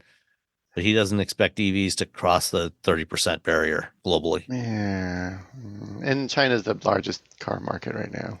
Yeah, by a pretty wide margin. Yeah. I don't know. What do you think? What do you think? What do you think they're going to get in any reasonable future? What do you think the percentage will be? Our own forecast at Guidehouse, we've got the North American market at about 35% in 2030, which is less than what the Biden administration has been targeting, and less than what a bunch of automakers were targeting in 2030. But we think 35% is about right for 2030, and then continuing to climb from there. And globally, somewhere in 2030, the global market, somewhere around 42%. That's new sales, right? Yeah, new vehicle sales. Yeah.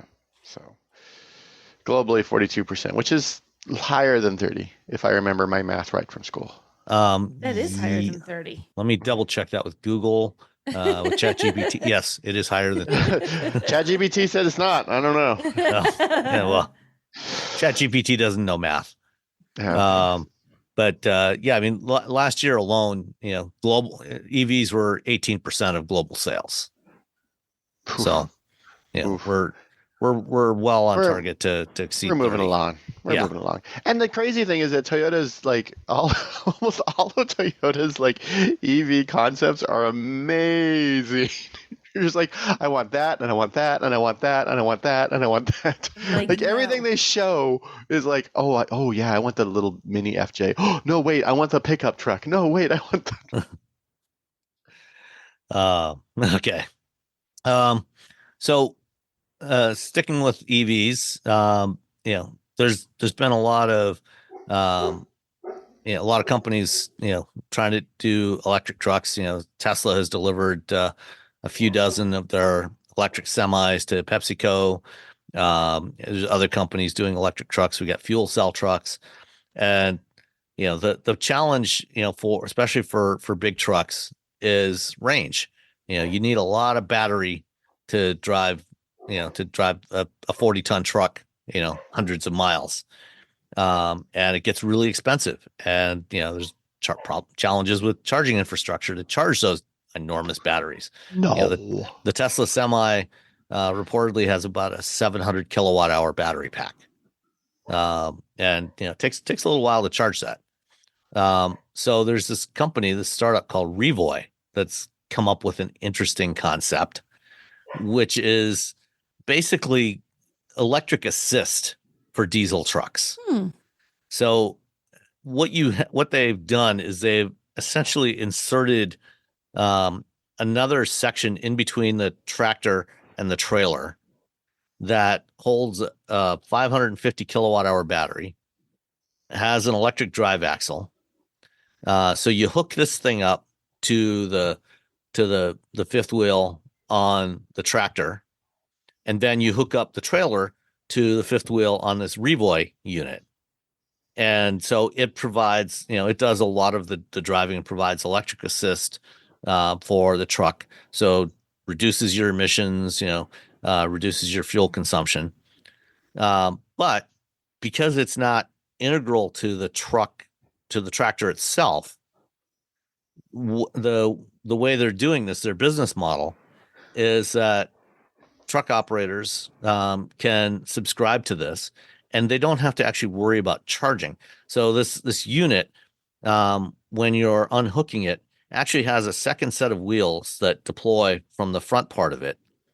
So that that's how you hook it up to the tractor. And then when you unhook the trailer, you unhook this Revoy unit. Those second set of wheels go down, and then this thing can be propelled around a parking lot or yard or whatever. And instead of the truck having to go to a truck stop, wait while it charges up again to continue its journey, you can actually just swap these out, and then you can recharge these offline, so they don't have to be fast charged all the time. So you can save money on fast charging. It's not as strenuous on the battery. And if operators want to use these things, they basically just subscribe, basically, I think on a per mile basis to use these things. I mean, it's kind of a neat idea. I don't know. It'll add 250 miles of electric range to a truck. Okay. But I was looking through, but there's a limit to how much, but doesn't it, because it's a large structure, do you know what I mean? Like when you look at the picture of it, it's almost like having a cab behind a cab, the way it looks in the picture, like you put an extra cab on there. That's going to add a lot of weight. So it's going to cut into the max payloads for those trucks, right? So except that it has its own axles.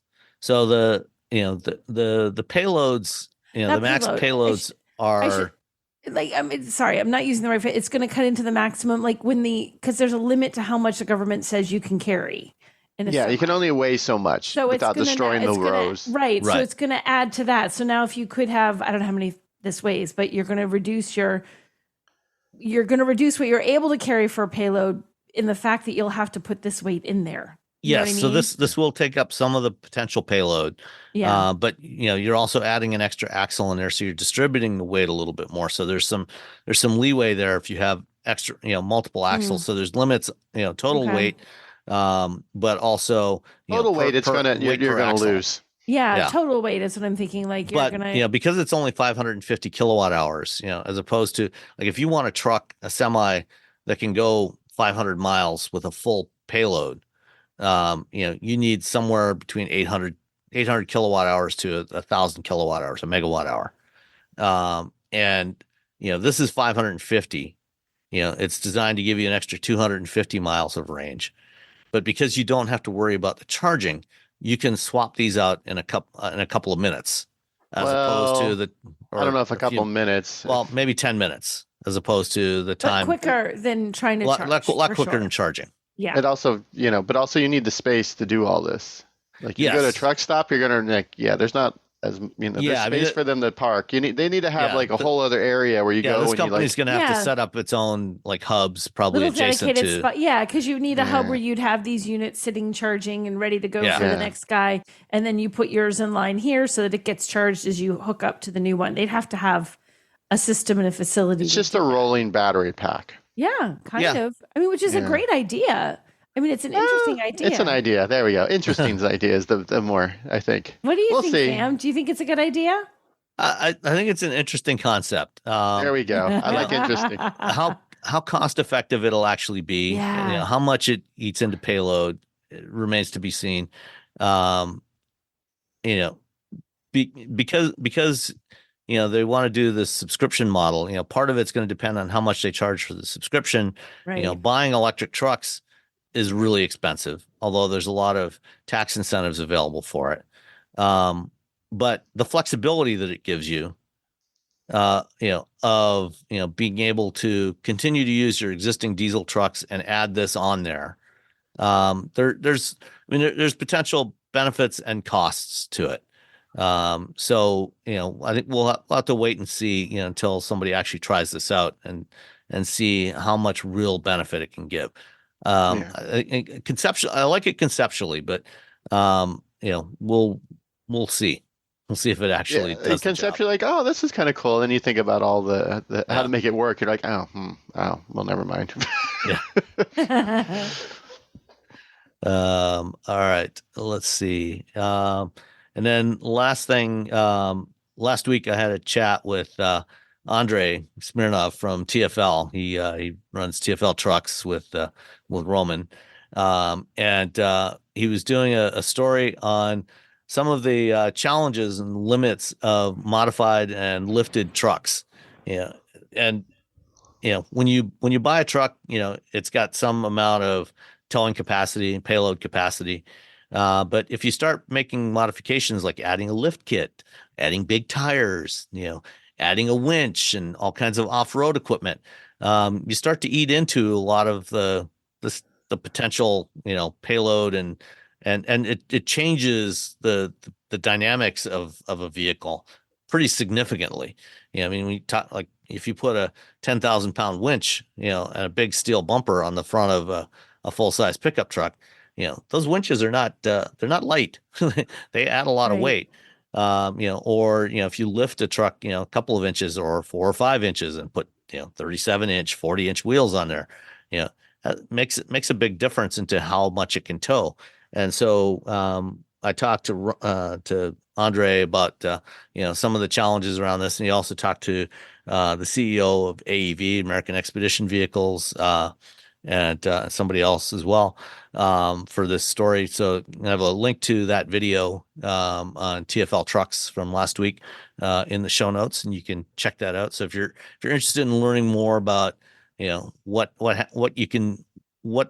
impact adding all this weight from off-road equipment has on your payload and towing capability with your trucks, you might want to check it out. And then we have a couple of emails. The first is from Ben in Georgia. It says, hello again from longtime listener. Actually came on the show during a pandemic episode with myself, Sam, Dan, and Rebecca. I'm in the PR marketing world, and I've been thinking for months about how automakers got their EV sales projections so wrong. Ford, for example, spent hundreds of millions of dollars after launching both the Mach-E and the Lightning to expand production capacity. Now production has been scaled back for both products, more in line with their initial planned capacity. And Ford is certainly not the only one. GM, VW are notable among established brands, Lucid and Rivian among startups. There are so many aspects of this to discuss. Automakers had to know the pricing they would need to charge for these, and they had to know the demand they saw at one point. I can't determine how they were so drastically wrong in sales projections. There had to be real data that convinced them to increase capacity after launch. Either the data was horribly wrong initially, or something changed incredibly quickly that caused it to be horribly wrong even before they were finished construction to expand capacity. These people have been selling cars for over 100 years. How did so many automakers get it so wrong? Thanks for the show. I think on one hand, I think that with Ford and the F-150, the Lightning, I think they overestimated what that market wanted. Mm-hmm. I think they really thought that because the F-150 is the number one selling vehicle for 4 decades, the number one selling truck for 47 years, according to the latest ad I got served while watching TV. So yeah, they've so they were like, oh well, we'll just continue to do this. And then the market, people bought it. It's a great truck, but the people who buy F-150s, that for the most part, I don't think we're that excited. As for capacity, I mean, eventually you're going to need that capacity at some point. Maybe they didn't need it right off the bat, but if you Rivian is selling, they just couldn't make enough trucks, and now they're selling a bunch of them. Hyundai is selling, is doing really well selling their EVs. GM with gangbusters with the Bolt, they can't build the other vehicles. So there's a lot of, and Volkswagen, the ID4, which didn't set the world on fire, they sort of placed it as, well, it's an SUV. We're not going up against other EVs, just an SUV. And so they kind of set it up as like sort of like a boring SUV, and they just didn't, it didn't catch anyone's attention as well as they did. And, but they were also having problems, selling other vehicles. I mean, I don't know why people aren't buying the Golf, but that's a whole other issue. I think a lot of it with EVs, it's they've got 100 years of experience not with EVs. So they don't really know how the public is going to be perceived. They don't know what kind of challenges they're going to come up against as they start production, and as they try, it's not like they can look at this history and say, well, we found that people do this when we launch a new truck that's an EV. And I have any idea. Like, they really don't know. And you don't really know, especially with that segment. Trucks are so, they're their own animal within the automotive world. And to try to guess how those guys are going to react, and the things that came up with about, there's so many fleet sales in there, and there's, towing is such a big deal, and how that impacts it. I don't think they knew quite how many people really, really, truly would say, nope, I don't want it, with the challenges that an EV might have. But I think that, I think that's all changing. I just think it is, despite being, like you said, they've been making cars for a while now, but the whole EV thing is still very, very new in the grand scheme. And we're still at a time too, where if you look at the world, we're still, I know it's been 4 years, but what 2020 did threw things upside down. And I think there's still a little bit of trying to just figure out demand in general that's kind of happening. Yeah. Then you add in something like an EV to it, and now you've doubled that complexity. I think that was a little bit of some of the challenges of things not going exactly the way the automakers expected, exactly when and to what degree. Plus, Tesla has sold 1 billion EVs. So if you look at the one company that's making EVs, you're like, well, we can siphon off some of that. If we can siphon off some of Tesla's, that's 100,000 EVs. It didn't work out that way. Didn't work out. There's also a few other factors to consider in here. Ben, mentioned, were there some things that happened after they made the decision to do this expansion? Actually, yes, there were. There were multiple things that happened. Russia invaded Ukraine, which caused the price of nickel to spike, right, which in turn caused the price of batteries to spike quite significantly. And so they had to raise the prices on a lot of these EVs to compensate for that. We also had, over the last couple of years, some significant inflation, which led to dramatic increases in interest rates. Interest rates went from almost zero to, about I think 6.5% or so now. That's a lot. It's the federal funds rate now. And interest rates on car loans, are for, if you've got good credit, can be, 8 to 10% now. Which is bonkers. And, if you have good credit, if like most people, you are financing your car, most people do not pay with cash for a vehicle. So if you're most people, you're financing your car. And if all of a sudden, 2 years ago, you were able to get a car loan at, 1% or 2% interest rate, and now it's 8%, that makes a huge difference in your monthly payment. And that's a big factor in what people can afford.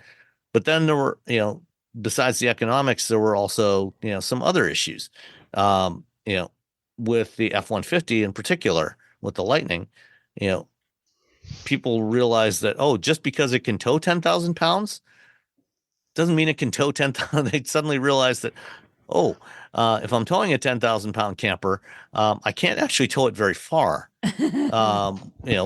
which is an issue. And it's exacerbated by the charging infrastructure problem. Over the last couple of years, we've become way more aware of just how dismal the reliability of our public DC fast charging infrastructure is in this country. And and more people have been hearing those stories about the charging infrastructure and problems with charging, especially with Electrify America, but to varying degrees, EVgo and ChargePoint and others as well. And so I think that kind of got people maybe a little more wary of going to an EV. And so there was some slackening in demand for EVs. Some of that enthusiasm that when people first heard about the Mach-E and then the Lightning, in 2020, 2021, before they went on sale, and put in those reservations, and they put in hundreds of thousands of reservations for these vehicles. By the time it came around to actually placing an order, now they're hearing all this other stuff and they're saying, yeah, I think I'll wait and buy a gas vehicle right now, and maybe in the future I'll think about getting one of these EVs. Yeah, I definitely think you can't underestimate just how much the horror stories that are out there about the charging network and different problems people have had would have pushed people who were on the edge, maybe considering it, maybe just possibly kind of sort of thinking about it, to say, nope, I'm not quite ready to take this yet. Let's wait a year or two and let's see how this comes together and let's see if it gets any better. I think a lot of people, that's where they fell. And I don't think the automakers anticipated that at all. I fear Ford, and you're looking at like the expansion of Electrify America, like, oh, great. We're going to be able to sell these vehicles. People can charge them everywhere. It's going to be outstanding because you're watching this infrastructure expand, and then the infrastructure just isn't reliable. And it doesn't matter how many times I go and charge. If I charge 20 times, if on the 21st time it sucks, I'm not online telling everybody how great it was charging at Electrify America. People aren't online every time it works. They're online whenever it doesn't work. Yeah, that's true. Yeah, Ford, when they first announced the Mach-E, they thought they had a good solution with their Ford Pass charging network, where they were aggregating multiple charging networks together, and they were going to be the first to utilize plug and charge, to implement plug and charge in their system. And they thought that they could get an experience similar to using superchargers. And in theory, that was the case. But, because they didn't control the charging networks, they got let down by that. Yeah. And so they made all these plans. Works great when it works. Based on the promises that they got from EA and others. But then, by the time that they were doing the expansion of these production facilities, it became pretty clear that, that they were getting let down by their partners on that. So there were actually a lot of things that happened after the decision to do the production expansion that impacted what has happened now. And so I think with NACS and J3400, over the next year or two, we'll hopefully get past a lot of that. And the investment that automakers themselves are making directly into the charging infrastructure, and I think that will help a lot. So between the federal funding from the NEVI program, the direct investments from automakers and others, I think a lot of this will start to become a thing of the past, and they will end up using this capacity. It's just going to take a little longer. Yeah. I think it was just a perfect storm. Yeah. Literally, between all the things all at once. Between 2021 and 2023, there were so many things that changed, after they made those decisions, that it just it slammed everybody.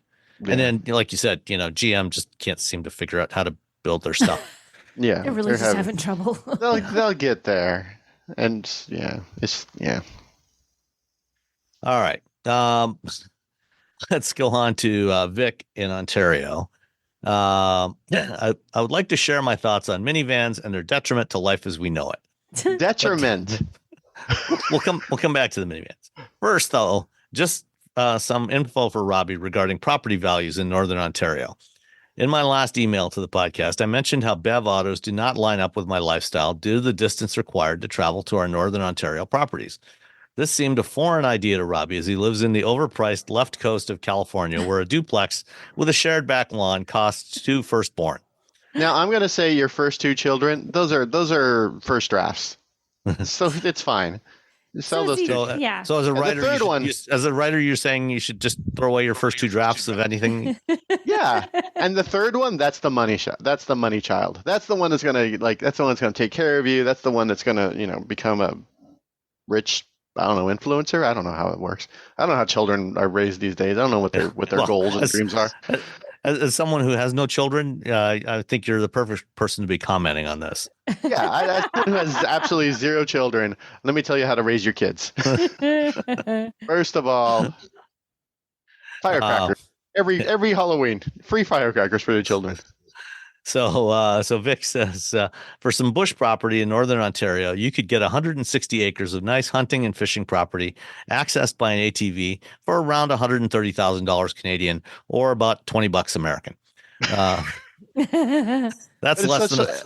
That's so far from my house. I'm just going to sell that right now. It's definitely beyond the range of most EVs. Yes. It's far from my house. It's far from. I lived in a small town where I could buy a house for like $80,000. So it's not like I've always lived in Northern California. I just choose to leave that location because there was. And to be fair, Vic doesn't live in that location either in Northern Ontario. Okay, but he drives up there, to do, to hunt and fish and presumably camp. So and he's not in Ontario, or for example here in Michigan, where I live, or in Wisconsin or Minnesota. What Vic is describing is not at all unusual. I know people who have properties in northern Michigan, or same thing in other northern states where it's very rural areas. You can buy property fairly inexpensively, and put up a little cabin on there, and use it for recreational activities. Yeah, I'm from a small town. Okay, we could do that. Sure. At one point we lived in a house that didn't have electricity because we were so far up in the mountains. So we had a generator and a well and no phone. There was the weirdest thing. A half a mile from our house along a dirt road was a phone booth in the middle of the woods. It was the most ridiculous thing. So yeah, I think people think whenever they think of me, they think I'm my life is very weird. It's very varied, and yeah, I know you can buy houses for cheap in the middle and land for cheap. I just don't have the money for that. because of where you live in Northern California, you can't afford even cheap land. I don't have children to trade for land. Children to trade. Well, I mean, if you never mind. I don't have children to trade for land. That's all I'm saying. Okay. On to the minivan discussion, and I've edited this down a little bit. It's fairly long, and there's some stuff in here that, well, we'll skip some of this. Yeah, it doesn't matter. But there's some relevant points in here. On to the minivan discussion. Often on the podcast, you will inherit the attributes of the minivan and how they are the greatest thing since sliced bread. Now, first of all, I would not go that far. We have. No. I think we've been pretty clear that we hot think hatch is the greatest thing since sliced bread. Yes, minivans are the best solution if you have to haul kids around. Oh yeah, they are a much better solution than SUVs. Mm-hmm. But that does not make them the ideal solution for everything. Yeah. No, anyway, that's a hot hatch. Yeah. So anyway, Vic continues. Hot hatch is the ideal solution for everything, for a man with no children. Yeah, I tend to disagree. A shout out to Nicole, however, who has mentioned that she refused to buy one due to the stigma of driving such a putrid vehicle. Kudos, Nicole. Woot woot. I was born in the late 60s and saw the minivan grow in popularity in the 80s and 90s. Just Google 1990 minivan and look at the pics and try not to throw up in your mouth. Chevy Astro. Chevy Astro was dope. Everyone, when you could buy a Chevy Astro, you'd slam it. You put like 15s in the back with huge amps. It was outstanding. Chevy Astro. Okay. And they had that cool ad where the Chevy Astro was driving through space, and they're all Chevy, Astro. Anyway, look it up. I still don't remember this ad, but I will be. I do remember the ad. I know what Robbie's talking about. I love that ad. Oh, but again, minivans were the ultimate utility vehicle. They were never promoted as anything sexy. They were built for a purpose, and they served that purpose extremely well. According to Chevy Astro, it was the space shuttle for the ground. Yeah. Anyway, Vic goes on. The biggest issue with these vehicles in my mind is their boxy road blocking profile that hinders visibility when they're in front of you. Vic, have you looked at a Chevy Tahoe or a Suburban or an Expedition or any of the tens of millions, hundreds of millions of pickup trucks and SUVs on the road today? Yeah, all cars are big at this point. They're just this big block that you cannot see through or around and limit your visibility of traffic down the road.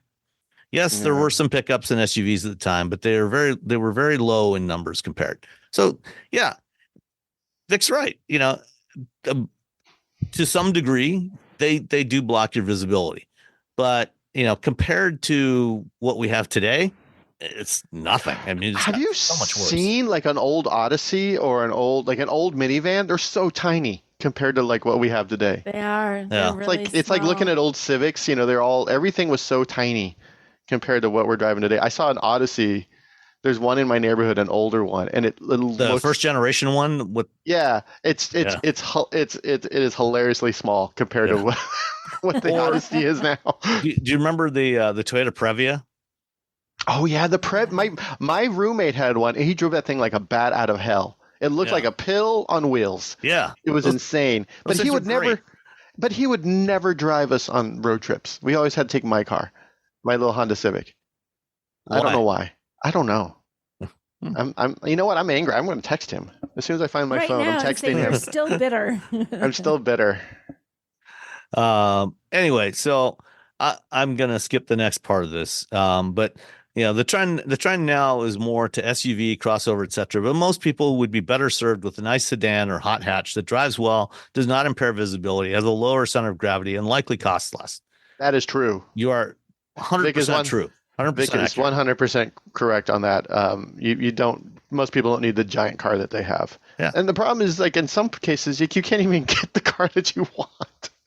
We would have been happy with a nice, the only hatchback really we could get when we were looking at our EV was the Bolt, and my wife didn't like the way it rode. It was the first generation Bolt, rode pretty rough. The seats were not comfortable. The current generation is much better. But other than that was it. Unless we got an e-Golf, which was being phased out at the time. So there was the Leaf. There was, I don't know. It was there technically. There was the Leaf, but you know what I mean. It's like you don't like people when they're like, oh, I want to get a car, I want this, and there's literally one car left that does, like, oh, I want a hot hatch. And I'm like, well, okay, if you want a hatchback, you get the Golf and the Golf. Ooh, what else is there? Oh, you heard about the Golf? Yeah, those were your choices. Yeah, and when you look at the Golf sales numbers, you're like, wow, how are they even selling? How are they keeping that thing alive? So even if it's the only one, no one's buying it. Yeah. So it's sad face.